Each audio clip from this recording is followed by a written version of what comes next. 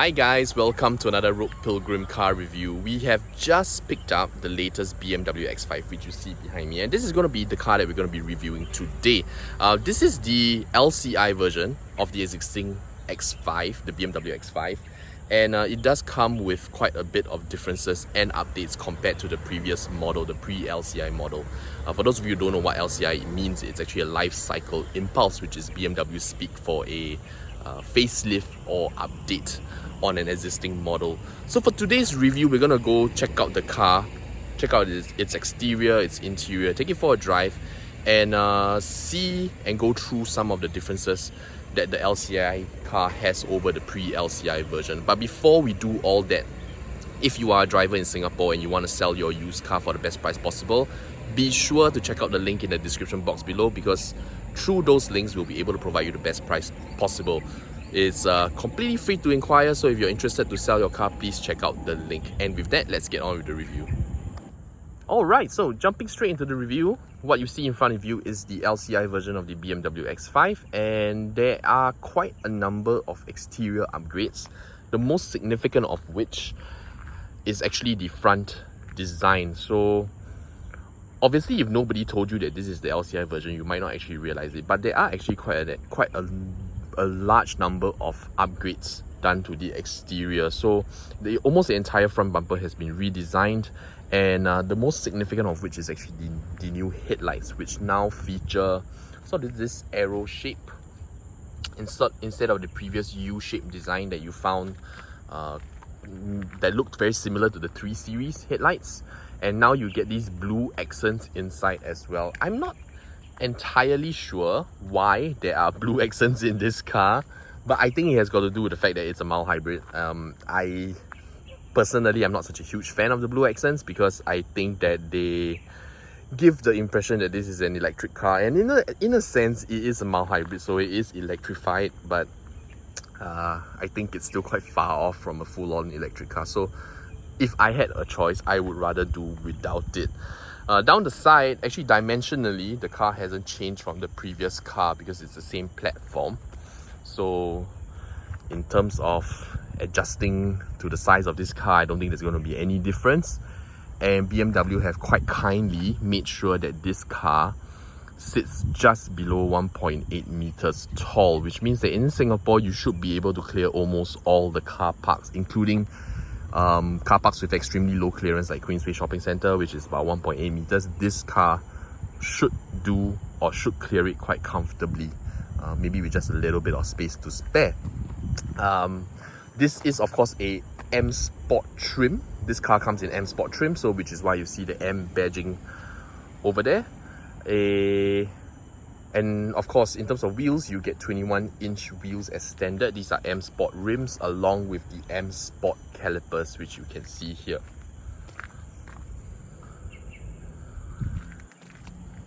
So with the M Sport trim, this new car actually comes with adaptive M suspension, which means that you can toggle the suspension setup when you toggle your drive modes between comfort and sport, for example.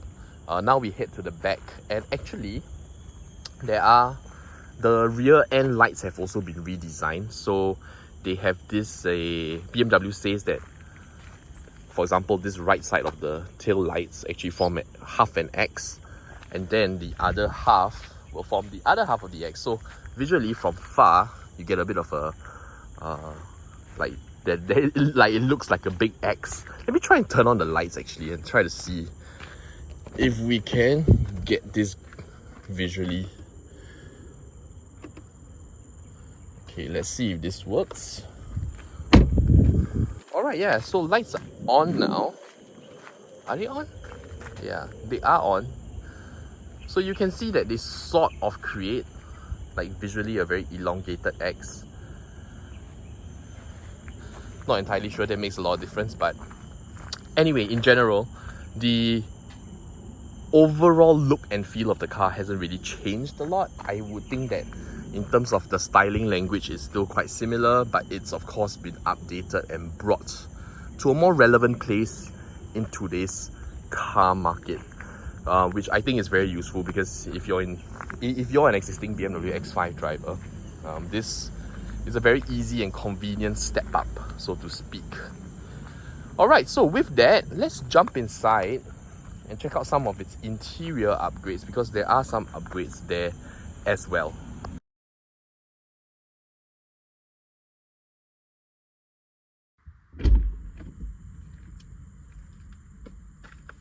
Okay, so jumping into the cabin of the X5. Gotta start up the car because it's really hot outside.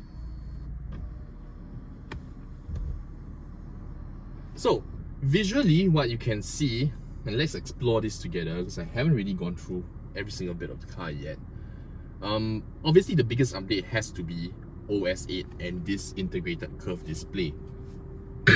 This obviously brings it up to par with the rest of the BMW stable at the moment, which I think is probably very important because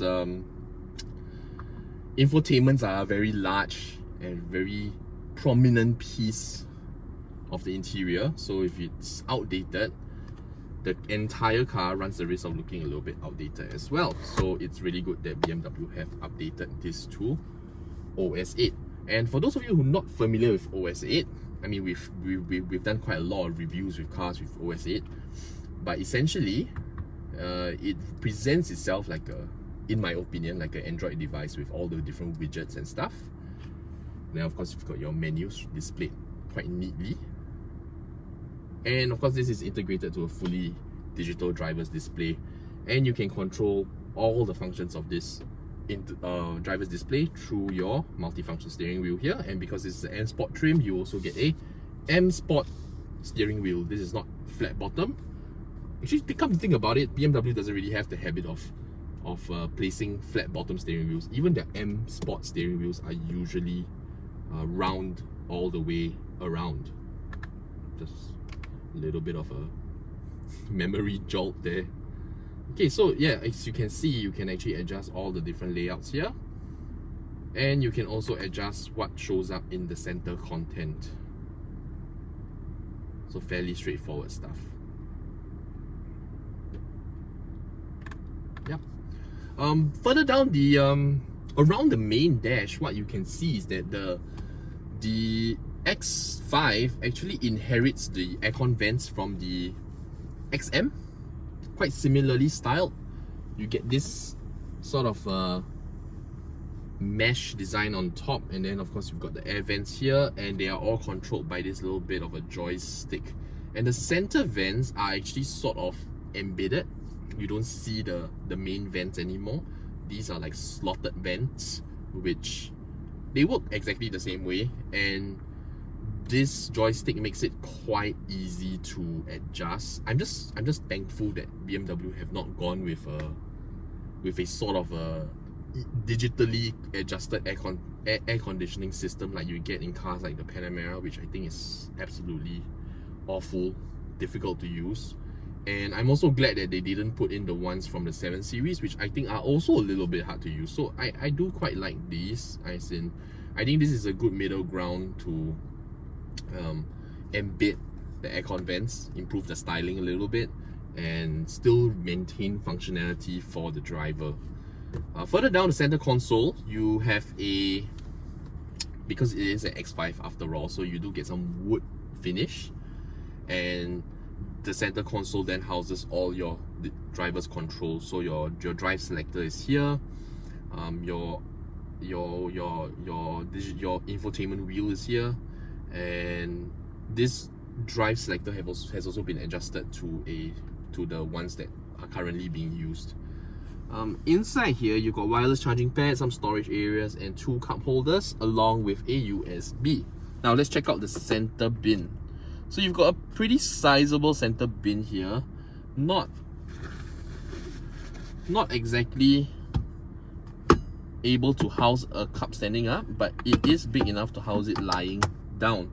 So just to illustrate how large the bin is, and inside you get another USB port as well. So fairly straightforward stuff.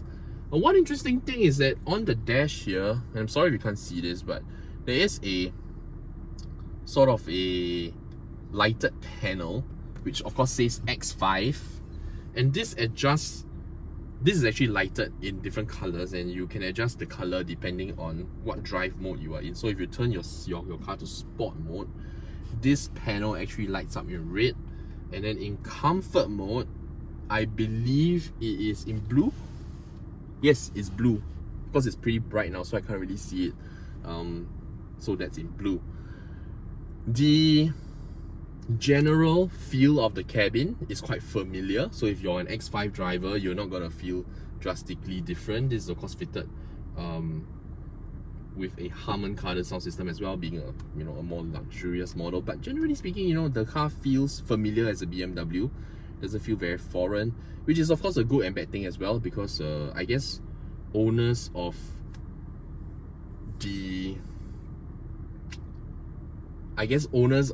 the more premium range of cars may feel like their cars feel a little bit too similar to the lower range cars. But of course, the drivers of the entry-level cars will of course be very happy because the cars look a little bit more similar or more premium than their price bracket would suggest. But generally speaking, very nice use of materials here. A lot of soft touch materials. Leather is wonderful. One of the most comfortable cabins I've been in, actually. And generally, being an X5 is big, it's high off the road, so you've got a very nice vantage point as well. But I guess owners of a BMW X5 don't just buy the car for themselves. In fact, it's more of a family car, more of a luxury SUV. So I guess the rear seats are also just as important. So with that, let's go check out the rear of this cabin.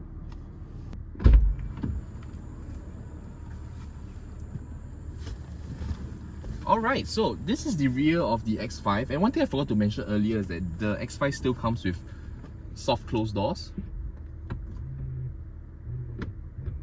So that's really convenient. I'm a huge fan of soft closed doors because if you're carrying a sleeping child in the back seat, soft closed doors are a wonderful thing to have because you won't wake them by opening or closing the doors. Okay, actually opening is the same, but you won't wake them by slamming the doors shut. So it gives you a very foolproof way of closing the door without waking your kids up, which I think is really good. Talking about kids and carrying kids, one thing I think is lacking in the X5 is the built-in blinds. I think that the car should come with built-in blinds, especially a car of this profile, which would make life a lot easier for parents. But aside from that, I kind of forgot why I'm in the back seat. So this is the so this is the driver's seat, and this is set to my regular driving position, and I am 175 meters tall, so this is the amount of leg room that I have and the amount of headroom that I have. So very comfortable at the back. But I'm gonna admit that for a car of this size, I kind of expected the leg room to be a little bit bigger. I have a feeling this is because of the car's comfort access. So earlier on, when I was getting into the car, there was a bit of a comfort access thing going on where basically the seats and the steering wheel move apart to let you in. I'm not sure if this is exactly the case right now, like if it's actually in that position right now. But in any case, it's still a good amount of leg room. I just thought it would be a little bit bigger, that's all. But in any case, it's perfectly comfortable for an adult. And it's also very easy to get into. Although, I do find that in terms of the window height, I would prefer to be seated a little bit lower in the car because it just makes me feel a bit more comfortable on longer distances. When you've got too much going on outside the window and if too much of it is visible, I think it can be a little bit tiring. But anyway, I think all those things are very, very minor. Let's check out the rest of the car.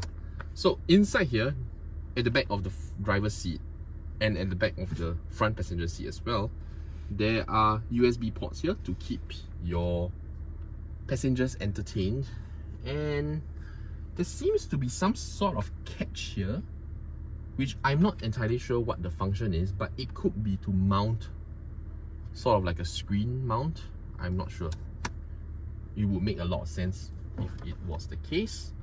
Here you have a very sturdy back pocket here, rear aircon vents, Rear aircon vents. Let's turn these on because it's so warm. Such a hot day outside. What does the temperature show?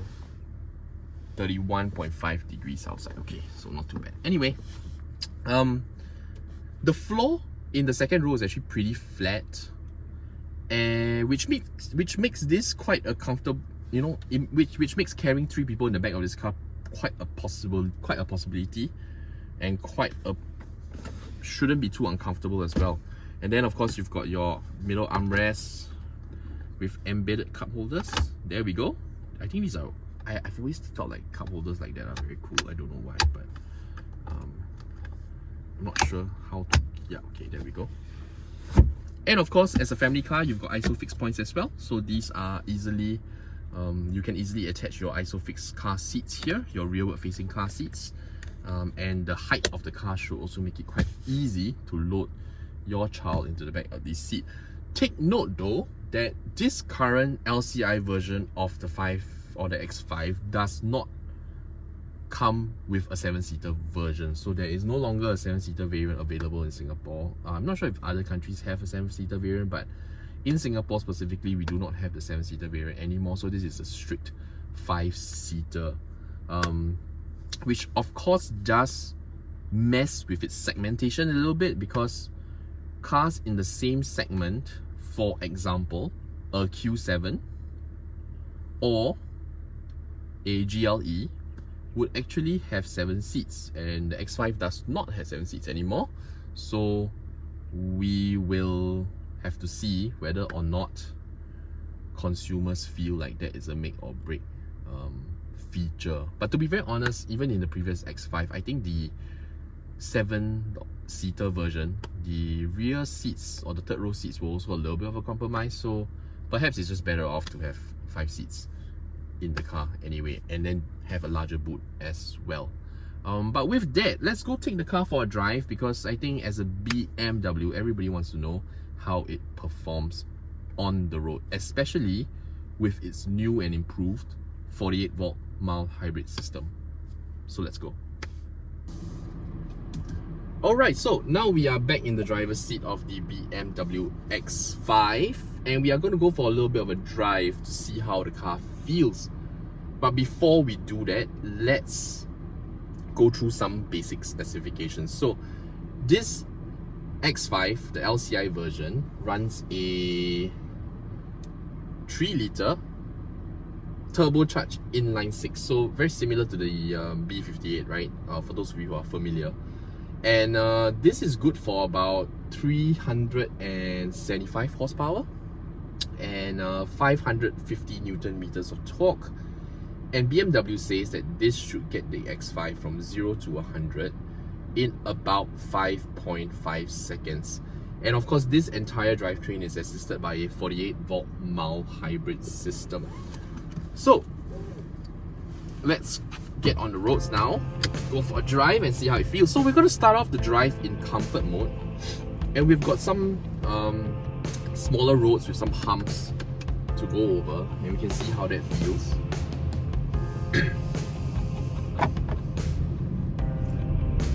So generally speaking, when you're moving off in the BMW X5, obviously this is a big and luxurious car, so the entire feel of the car does feel very comfortable, feel very elevated. You've got a nice driving position. Let's see how it does around the humps. So these are some pretty harsh humps to begin with, and I would say that the X5 does pretty well. It's very comfortable, definitely more comfortable than your average SUV. And if you turn it up to sports mode, you can feel that the ride is quite a little bit firmer, which I guess then is very applicable for when you are doing a little bit of B-road driving or a little bit more spirited driving. The additional firmness, I would imagine, is very useful for you to make use of. Let's just get out of here.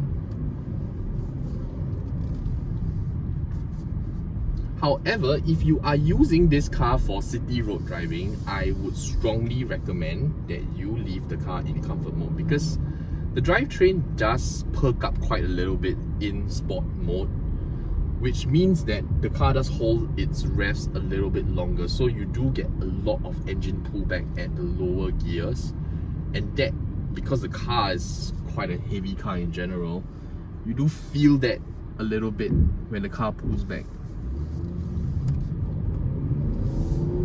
So if you're driving around at slower speeds and you're in sports mode, I think what you're likely going to feel is a little bit of jerkiness.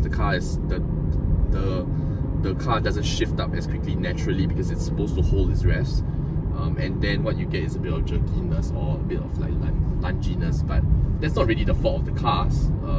It's just made for higher speeds, and as in sport mode is made for higher speeds and performance. For example, if you were to pull a distance here,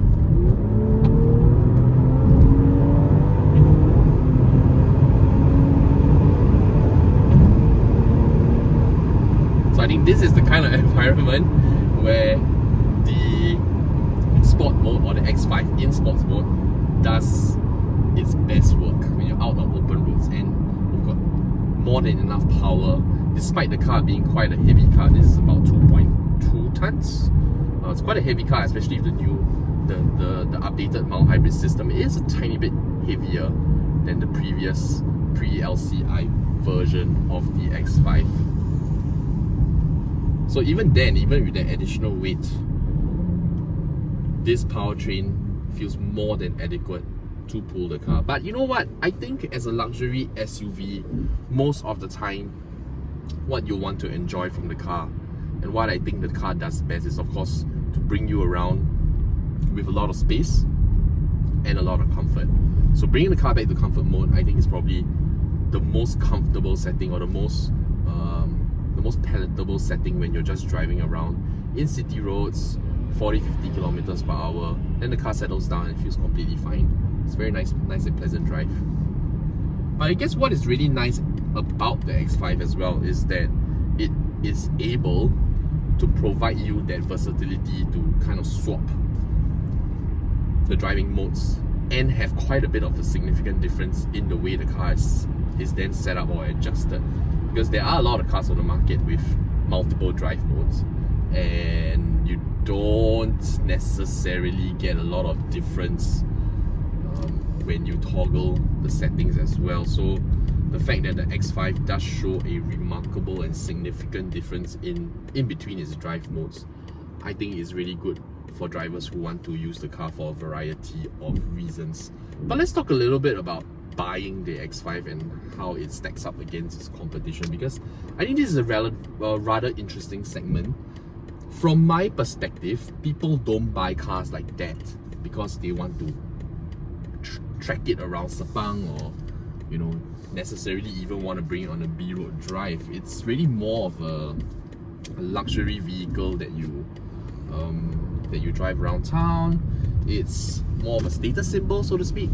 Something that is large enough and luxurious enough such that it is befitting of maybe your social standing, so to speak, and I think that's what buyers in this segment will be looking for as well. They're going to be looking for the car that best gives them this overall feel, rather than just the car being a performance car or not.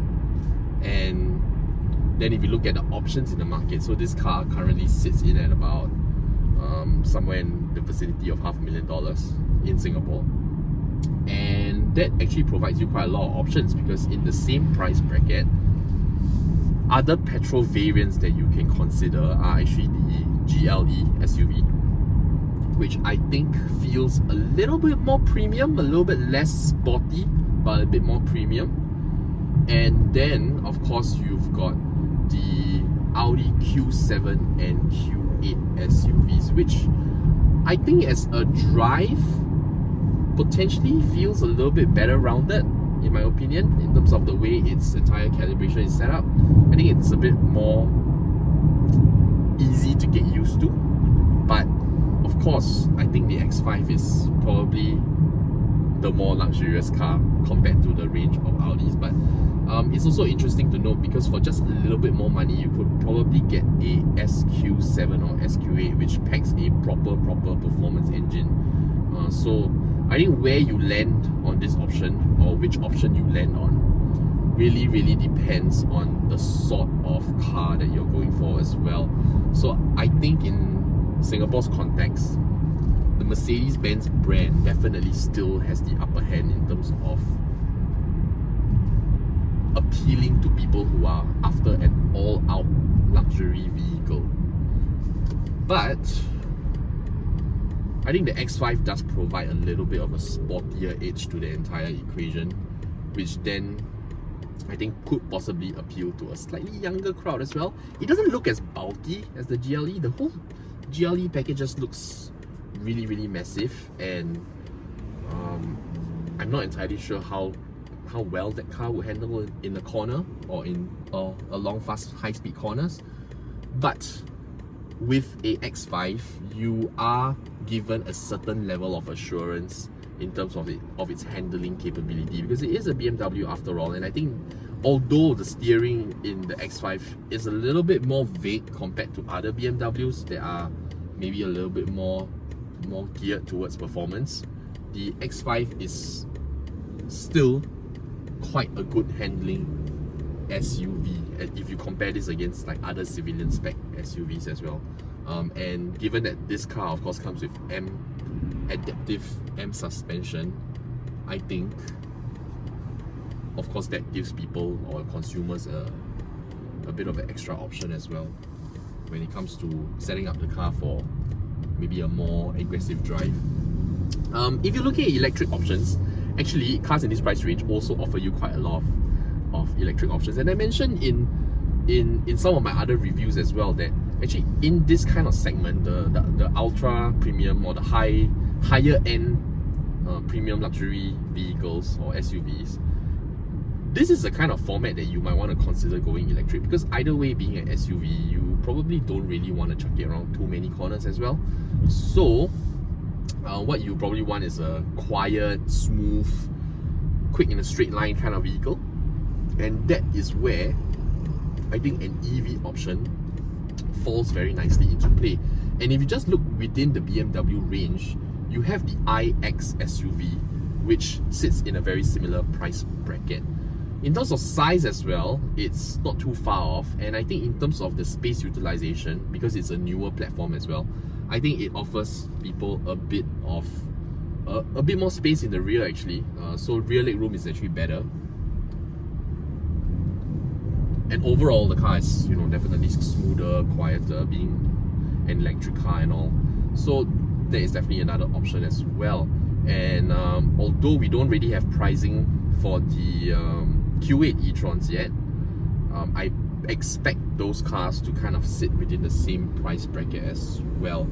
Of course, an EQS SUV is a little bit more pricey than the X5, but when I say a little bit more pricey, we're talking about $50,000 more expensive, about $50,000 to $60,000 more expensive. And when you're buying a car that is already sitting at this price point, you're really just talking about 10% more. So I'm not really sure how much that affects as well.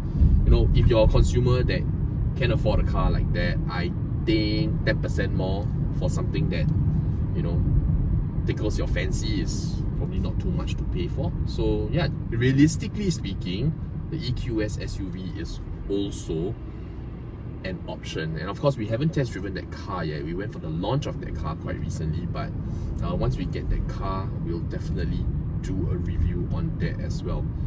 But what we do already have on hand is the review for the Q8 e-tron, which if you're interested to check out the review of that car, you can click up here. That will bring you to our review of the Q8 e-tron. So that's that for the BMW X5. I think if you have any questions about the X5 that I happen to not have covered, you can put those questions in the comment section below. I will be more than happy to answer those questions. And if you have found this review useful in any way, or if you have enjoyed this review, please consider giving this video a like and subscribing to the channel, because we've got new reviews coming out every single week. It would be wonderful if you could join us for those reviews as well. Just a quick gentle reminder as well, if you are a driver in Singapore and you wish to sell your used car for the best price possible, be sure to check out the link in the description box below, because through that link we will be able to provide you the highest possible quote and valuation for your used car. It is completely free to inquire, so if you are thinking about selling a used car or consigning a used car, please check out the link. And if not, as usual, please stay safe, take care, and I will see you next time. Bye bye.